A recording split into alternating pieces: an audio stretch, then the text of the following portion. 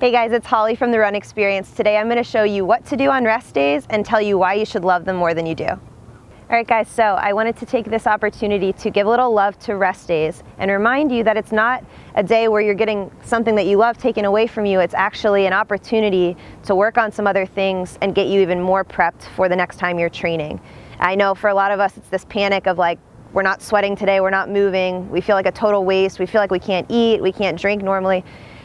The reality is these are programmed into training plans for a reason, and the body's not meant to go 7 days in a row, hard, and then you're on to the next week and it's just this big spiral. So they are important. So today I'm going to show you what you can do on rest days to kind of increase that training quality. We're going to get into a little bit of hydration stuff. I'm going to show you some mobility stuff using a few tools, and then also just kind of dial in the fact that maybe it's a good idea to unplug from the running community altogether on those rest days. Sometimes it's a good idea to not even check out on Facebook or Instagram who's running that day. They got this long run in on your rest day. That's just going to stress you out even more. So we're going to look at a couple ways to unplug from that.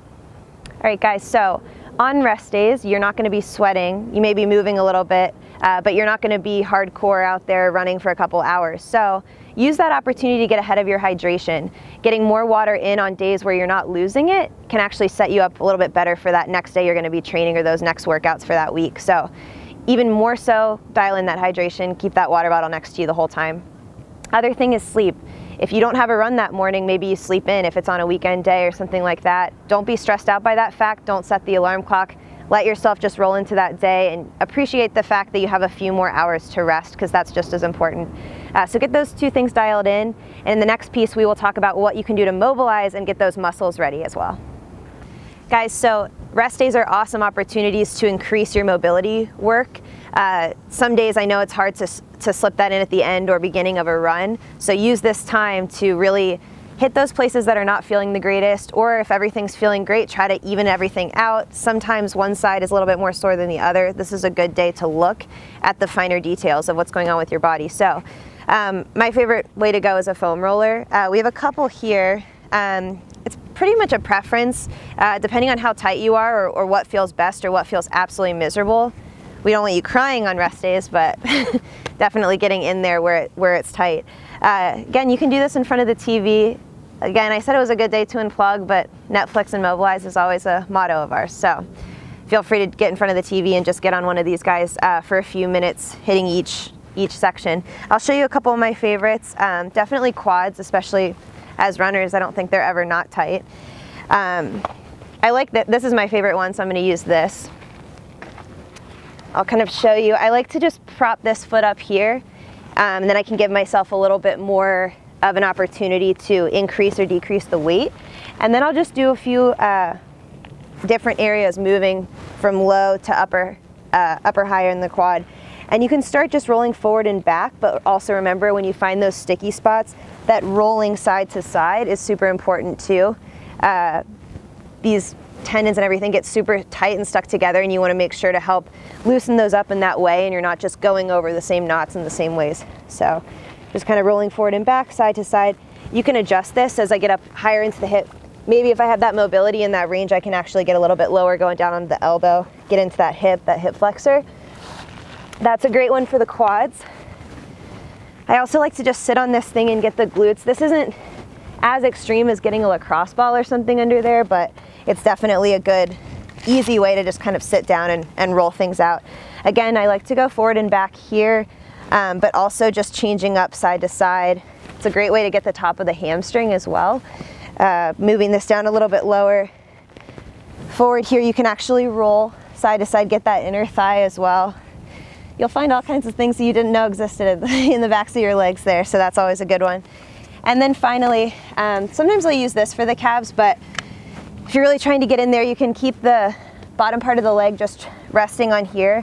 You can put this other foot on top to kind of increase the weight, and then you can just hover above the ground here. The calves will be tight everywhere, so really you just go nuts with where it hurts the most. If this is too much with the other leg on top, you can just let it go and just kind of roll forward and back. Again, side to side is always a good option there. I think at least 10 minutes per side on these legs is a great starting point. Again, you can get into the low back, upper body, that kind of thing, if you want to just kind of mix it up. But definitely the legs is a good place to start there. Again, you can get your lacrosse balls out, other tools you have. At this point, I'm sure the collection is huge. So take the time to just really, like the time that you don't get to spend on the other days of the week when you're training and have all these other things going on. Really just use the opportunity to see what's going on with your body. It'll be a good way. Guys, running FOMO is the worst, possibly the worst kind you can experience. All your friends are out there running, they're posting their photos, they had the best long run today, and you didn't even get to sweat one bead, and you are pretty upset about that every single time. The nice thing is you actually have control over this situation. Don't log on to Facebook that day maybe. Don't even check Instagram. Just don't put yourself around the running community for one day. It's always a good little detox and an opportunity to appreciate running more so that when you get back to that next training day, you're even more pumped about it. You can then post your photos. Other people will then feel like they're missing out. It's a whole rotation.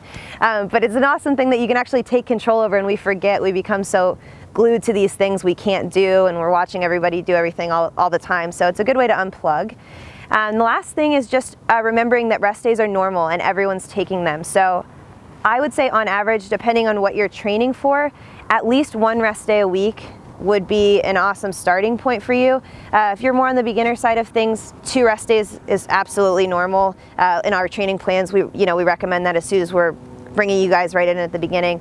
But if you're training for something long and ultra down the road, maybe you're going a few more days in a row before taking that rest. It's all dependent on your plan, but rest days are normal, they're absolutely vital, and you should appreciate every single part of it. All right guys, so if you're looking for more ways to mix up that training, kind of add some new workouts and mobility stuff into your routine, we've got a 2-week free quick start program for you. All you have to do is enter your name and email. Just click that link in the end of the video or down in the description to do that. We'll send you those 2 weeks of workouts, totally free and really awesome. You can do them at home, super helpful for your training. If you liked this video, make sure you hit that like button. We like to know what videos sparked something in you along those lines. If you have questions or requests for future videos, make sure you drop those in the comments below. And lastly, make sure you subscribe to our channel. New videos coming out almost every day at this point. We want you to see them. So make sure you hit that subscribe button, get in there, and we will see you in the next video. Thanks for watching.